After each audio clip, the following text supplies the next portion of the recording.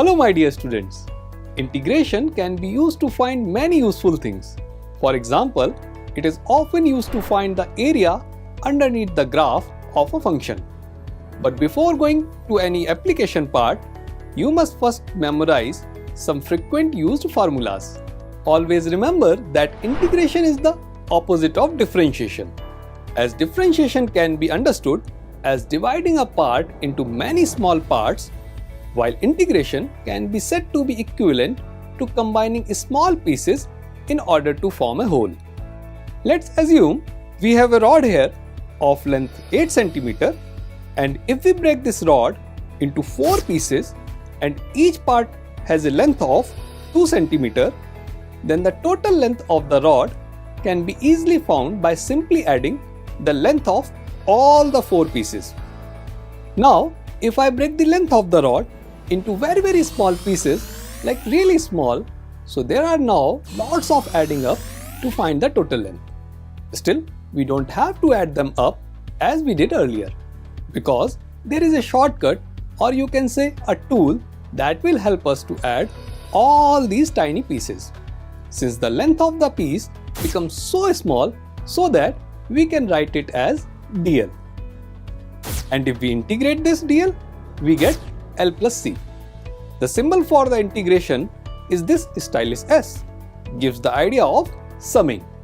And I found this result by using our integration formula, which you will learn in different videos. But why L and not 8 cm? And what is this C? Well, the answer is hidden in the types of integration, which are 2 types. One is definite integration and the other is indefinite integration. A definite integration has start and end values. In other words, there is an interval. For example, in the case of rod, we want to add all the tiny pieces between 0 and 8. So our lower limit of expression will become 0 and the upper limit will become 8. With definite integral, we can ignore C. Now watch carefully, because I am going to substitute our limits to get the final answer. So first we substitute the upper limit in L, so it becomes 8, and then put negative sign and substitute lower limit in L, that is 0. So the final answer is 8 minus 0, which is equals to 8. So in the indefinite integral, we use arbitrary constant C to clarify that the derivatives start and end values are not defined. That's all for this segment of Saral Physics.